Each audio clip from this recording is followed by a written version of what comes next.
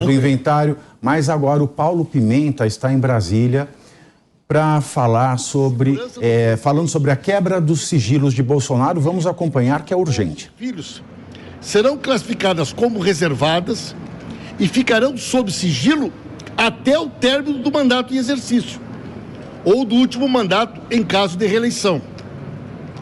A questão aqui, o que pode ensejar alguma discussão, é uma leitura subjetiva a respeito da informação, se ela coloca em risco ou não a segurança do presidente e do vice-presidente da República. Isso também será objeto de uma análise e, com certeza, a partir da análise que a CGU fará, esse critério servirá como parâmetro para outros pedidos de informação que digam respeito ao mesmo assunto. Era essa... Então as informações do cartão não tem problema nenhum, que foram divulgadas hoje, sim, que o presidente Bolsonaro argumentava que não podia divulgar esses dados porque colocava a vida dele em risco. Então isso, pela lei, cai por terra. A lei de acesso à informação diz que estas informações permanecem em sigilo durante o mandato. A partir do momento que o mandato concluiu, não existe mais nenhuma vedação legal, não existe mais nenhum risco para o presidente e os seus familiares, até porque ele não é mais presidente. Então, a lei de acesso a informações era muito clara. O sigilo daquilo que coloca em risco a vida do presidente e seus familiares, a vigência dele é durante o mandato. Concluído o mandato, as informações podem ser acessadas via lei de acesso a informações e, mais do que isso, com busca ativa, conforme acórdão do Tribunal de Contas da União. Então elas têm que ser disponibilizadas nos sites da transparência do governo. Ministro, e que tipo de informações estão sendo... Foram divulgados no dia 29, é isso? 29 de 12. Por que só agora? A lei é de agora? Porque o acórdão do Tribunal de Contas é do dia 30 de 11. Desde 2017, o Tribunal de Contas discutia a forma como essa divulgação deveria ser feita. O acordo do dia 30 de 11 determinou que a divulgação deve ser feita e deve ser com transparência ativa, portanto, publicada nos sites de transparência do governo. Ministro, que tipo de informações e sigilos estão sendo analisadas pela CGU? Só para diferenciar dessas que estão sendo publicadas agora. Muito bem.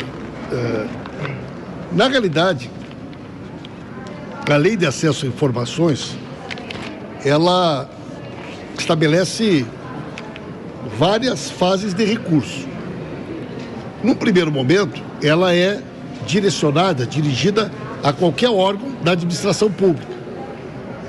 Se ela for liberada, não existe mais recurso sobre ela.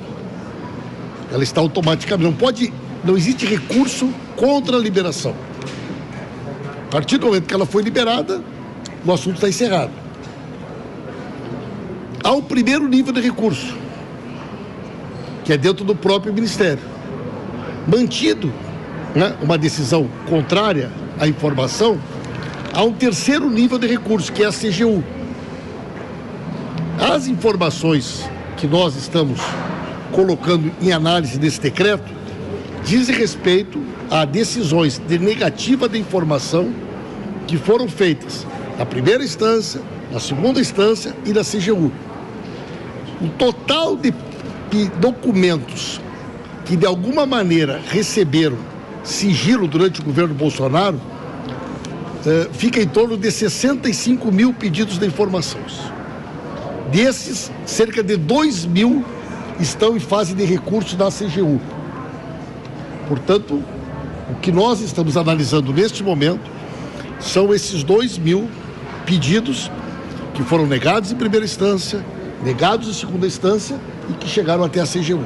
Dá para destacar Em relação a para que esses 2 pedidos sejam analisados, se acha? O decreto do presidente Lula foi que, num prazo de 30 dias, essa análise seja feita pela CGU e, a partir dessa análise, que vai ver o que são dados pessoais, o que são dados protegidos pela legislação, e a partir disso serão definidos critérios, e esses critérios serão cumpridos na análise de cada um desses pedidos, que até então né, não tinham sido julgados. Esses 2.000 que você disse que vão ser julgados, tem algum exemplo?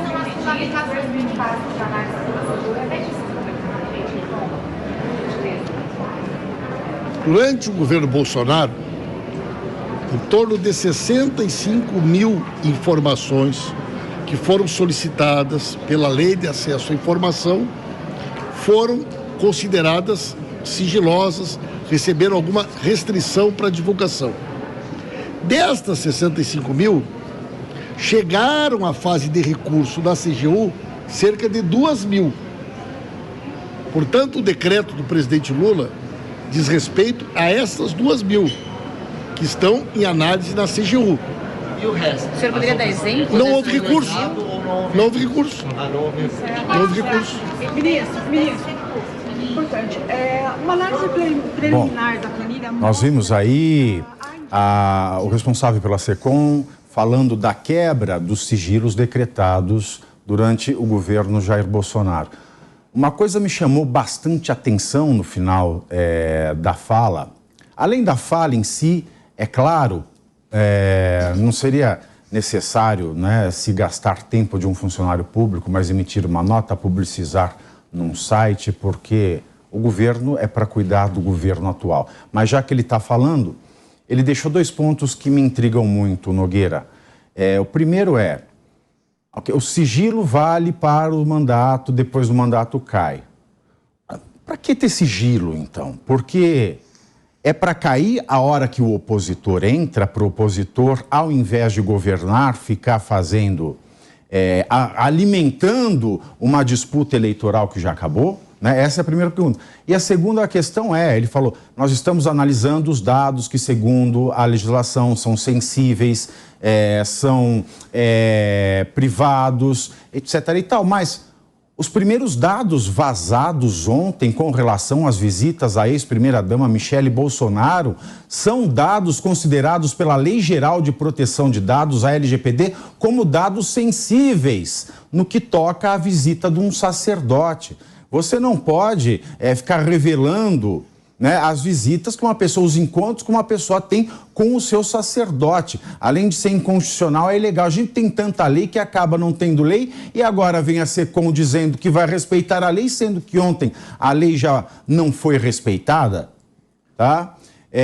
Bom, o Paulo Pimenta ainda tem mais algumas respostas aí. Não estão abrangidas no acordo do TCU. As demais questões envolvem os parâmetros estabelecidos e determinados pela Lei de Acesso à Informação. Tá bom, gente? Acho que foi suficiente para a gente esclarecer. Essas 2 mil que estão em análise, só tem relação com o cartão corporativo ou ao todo? Não, gente. É tudo. Mas só para a gente entender, então, que informação, por exemplo, poderia continuar em sigilo? Só para a gente poder dar um exemplo. Isso aí é o que a CGU vai dizer. O CGU vai estabelecer para os critérios, que proteção de dados pessoais. Também a questão da lei do sigilo de 100 anos ou não? Foi por isso que teve que fazer esse acordo? Não, gente, o acordo é do dia 30/11, relativo a cartão corporativo. Não tem nada a ver com o sigilo dos 100 anos. Ministro, eu perguntar para o senhor o seguinte. Bom, aí Paulo Pimenta encerra a entrevista, né? Veja que ele foi claro com uma série de coisas. Isso quando chegar o Nelson, eu quero um comentário sobre isso. Ele falou, nós estamos tratando aqui dos pedidos feitos à Controladoria Geral da União via Lei de Acesso à Informação. Primeiro ele falou 69, depois ele falou 65 mil pedidos. Desses pedidos negados, 2 mil deles recorreram, ou seja, 63 mil não recorreram. E os jornalistas insistindo assim, mas e os 63? Não recorreu, é a lei. Às vezes é difícil entender o que é a lei. Ele encerra esses pontos que eu acabei de trazer. Antes ele mencionou os dados sensíveis, o que não aconteceu ontem com os encontros com o sacerdote da Michele Bolsonaro e o seu pastor. E emendando a tudo isso, ontem o governo, depois desse primeiro vazamento, o governo divulgou nessa manhã os gastos com cartão corporativo na gestão de Jair Bolsonaro. De acordo com os dados, o ex-presidente gastou pouco mais de 27,6 milhões de reais em 4 anos. Para quem nos acompanha, está aí um gráfico com os gastos, eu vou pedir para colocar de novo. Mesmo corrigido pela inflação, esse valor é menor do que Lula e Dilma gastaram em seus mandatos. Segundo o levantamento do portal Poder 360, com a correção pelo IPCA, Lula gastou 59 milhões de reais só no primeiro mandato, entre 2003 e 2006, e outros 48 milhões de reais no segundo mandato, entre 2007 e 2010. Já Dilma Rousseff teve um gasto de 42 milhões de reais em sua primeira gestão e 10 milhões de reais na segunda gestão, que durou 1 ano e meio, quando sofreu o impeachment. O sucessor Michel Temer, por sua vez, foi o mais econômico. Gastou 15 milhões de reais no cartão em 2 anos e meio. Essa divulgação, Nogueira, ela vem a favor ou contra do presidente Jair Bolsonaro? No caso, a favor, porque ele gastou menos que Lula e Dilma, que são seus adversários políticos, né? Então foi muito curioso, porque havia uma menor expectativa sobre esse sigilo do cartão de crédito corporativo do presidente Bolsonaro e, de repente, se descobriu que ele gastou menos do que nos governos do PT, né? Agora, Pavinato, eu resolveria esse problema de forma muito simples. Torna tudo transparente. Todo mundo aqui que tem um cartão de crédito em casa não recebe todo mês um extrato? Então, todo mês o extrato do cartão corporativo de todos os governos, coloca lá no portal da transparência para que a sociedade inteira saiba como são gastos os impostos que nós pagamos. Exatamente. Em última análise, e resolve o problema. Você pode usar, Nelson, o cartão corporativo para ir numa casa de tolerância? Pode? Ô, Pavinato... Não pode, não, pode usar. Eu posso usar, eu sou o presidente da República. Uhum. Eu vou a uma sauna na Vila Mariana. Eu posso usar para pagar? Pavinato, a gente está falando sobre transparência, publicidade, né, que são princípios da administração pública. No mesmo artigo que fala da publicidade, fala da moralidade, por exemplo. Então, tudo que tem a ver com a administração pública e principalmente dinheiro público tem que ter a ver com moralidade. Então, se for para gastar dinheiro do cidadão brasileiro com atos que possam ser no senso comum imorais, não pode, mas porque não a Constituição só, se é corporativo, né, se é corporativo, tem que ser só para o ser. Eu não posso ter gastos pessoais desse cartão, posso? Não. Posso? Pela lei? O povo de casa precisa saber, precisa ter claro isso para eles. O cartão corporativo, ele pode ser usado livremente pelo presidente da República, desde que ele atenda aos princípios de moralidade e todos os princípios da administração pública, inclusive da transparência. Eu concordo inteiramente com o que o Nogueira falou aqui. Já deveria ser público do início ao final, porque é dinheiro do cidadão. Aliás, por que é que numa licitação, num concurso público, numa compra que é realizada, em qualquer outro tipo de gasto da administração pública, tem a transparência no pagamento do salário? Você consegue saber o salário de todo mundo hoje no site da transparência. Por que é que o cartão fica sob sigilo? Então não deveria estar sob sigilo, porque justamente tem a ver com a administração pública. E também pelo mesmo motivo de ter a ver com a administração pública é que as visitas, por exemplo, a Michele Bolsonaro não deveriam ser expostas, porque não tem a ver com intimidade, com privacidade, que não são de interesse público. Ninguém tem a ver com direitos básicos fundamentais da personalidade, que significa direito da intimidade de alguém. Então, tudo que é público e tem a ver com o interesse da população, dinheiro da população, tem que ser público. O que não tem que ser público. Dani, Dani, imagina, eu vou fazer academia, eu posso pagar a minha academia com cartão corporativo? Bom, Pavinato, quando nós olhamos ali o que pode ser feito, na verdade não existe limites, tá? Ali tem serviços especiais. O que pode ser esses serviços especiais? Que pronto pagamento.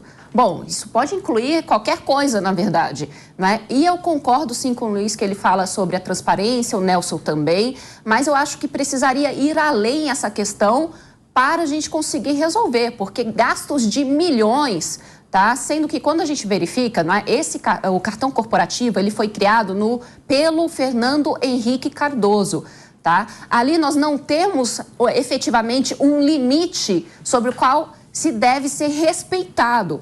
Portanto, cada um aqui tem um limite dentro do seu cartão de crédito, não é? Portanto, eu vejo que a presidência também deveria ter um limite para que pudesse utilizar de uma forma mais adequada, porque quando a população verifica milhões gastos, isso é uma discrepância muito grande com a realidade nacional.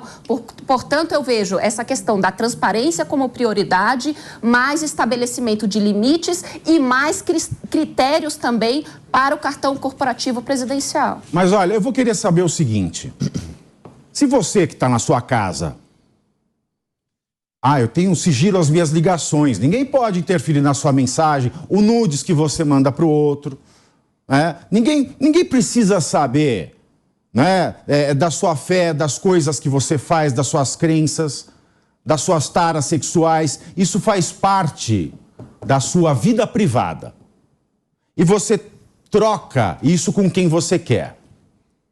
Quando quebram, tantos casos que a gente viu de exposição, né, de vídeos de ex-namorados que fizeram aquele vídeo no momento do amor, depois no momento do estranho amor, alguém coloca no ar. Então, o que aconteceu com a Michelle Bolsonaro ontem foi uma quebra de sigilo da sua vida privada no que é mais caro para a população brasileira, que é no exercício da sua fé.